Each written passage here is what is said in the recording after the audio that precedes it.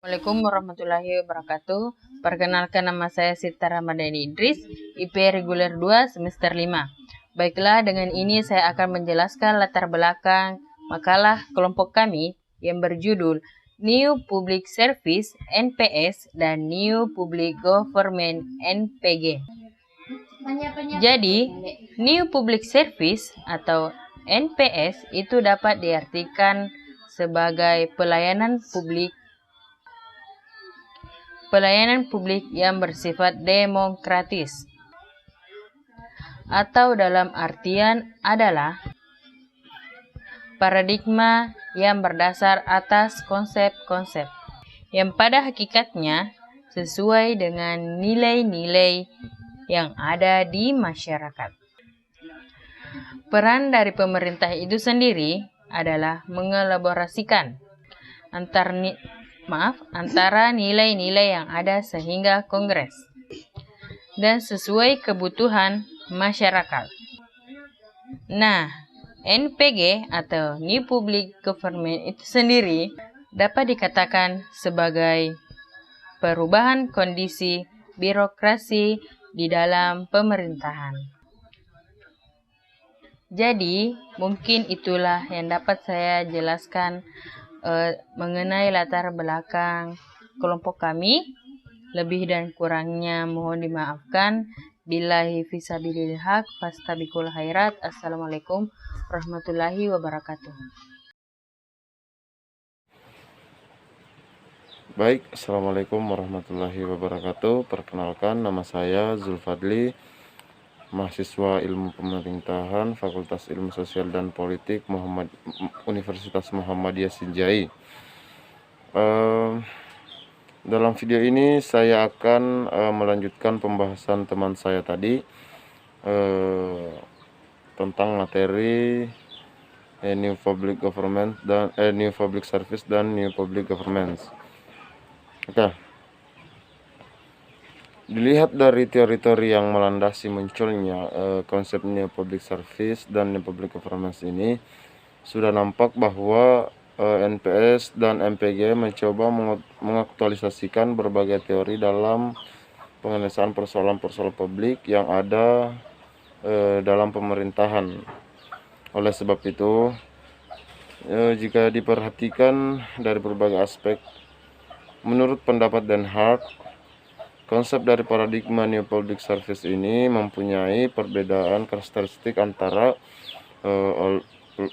Old Public Administration dan New Public Governments. New Public Service dan New Public Governments ini merupakan paradigma yang didasarkan atas konsep-konsep yang pada hakikatnya tentunya sesuai dengan nilai-nilai yang ada pada masyarakat. Peran dari pemerintah adalah mengelaborasikan antara nilai-nilai yang ada sehingga kongruen dan sesuai kebutuhan masyarakat. Sistem nilai dalam masyarakat adalah dinamis sehingga membutuhkan pelayanan yang prima dari pemerintah. Penerapan New Public Service dan New Public Governance ini sudah lama diperbincangkan dan berusaha dinetralisasikan. Namun penerapannya masih terkendala banyak hal, dan dari hal tersebut tidak berjalan sesuai yang diharapkan. Akan tetapi, hingga saat ini di Indonesia sudah mulai melakukan penerapan New Public Service, namun hanya saja dalam pelaksanaannya masih dihadapkan dengan adanya berbagai macam kendala. Kendala yang pertama itu adalah pengaruh budaya lama atau budaya feodal, dan kedua politisasi administrator daerah turunan otonomi daerah pada saat reformasi tahun 1998 merupakan ketidakpuasan daerah dalam rangka pembagian kekayaan daerah yang dengan pusat. Yang ketiga, kurangnya sosialisasi dari pemerintah, dan yang keempat, kinerja pegawai yang rendah. Hal ini termasuk masalah kedisiplinan yang rendah dan attitude dalam memberikan pelayanan yang kurang baik. maupun kurang tegasnya sanksi bagi pegawai yang berkinerja buruk. Sedangkan untuk penerapan New Public Government sendiri sudah mulai benar-benar dirintis dan sudah diterapkan sejak meletusnya era reformasi tahun 1998, yang dimana era tersebut telah terjadi perombakan sistem pemerintahan yang menurut proses demokrasi yang bersih, sehingga New Public Government merupakan salah satu alat reformasi yang mutlak diterapkan dalam pemerintahan baru. Akan tetapi jika dilihat dari perkembangan reformasi yang sudah berjalan selama 12 tahun ini, penerapan good governance di Indonesia belum dapat dikatakan berhasil sepenuhnya sesuai dengan cita-cita reformasi sebelumnya, karena masih banyaknya ditemukan kecurangan dan kecerobohan dalam pengelolaan anggaran dan akuntansi yang merupakan produk utama governance.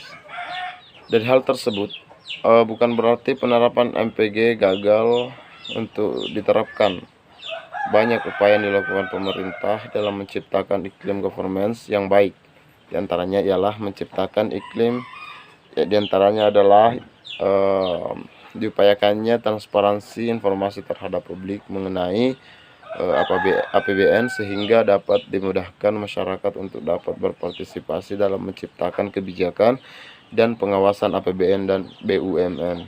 Oleh karena itu, hal tersebut dapat terus terjadi acuan terhadap akuntabilitas manajerial dari sektor publik agar nantinya bisa lebih baik ke depannya.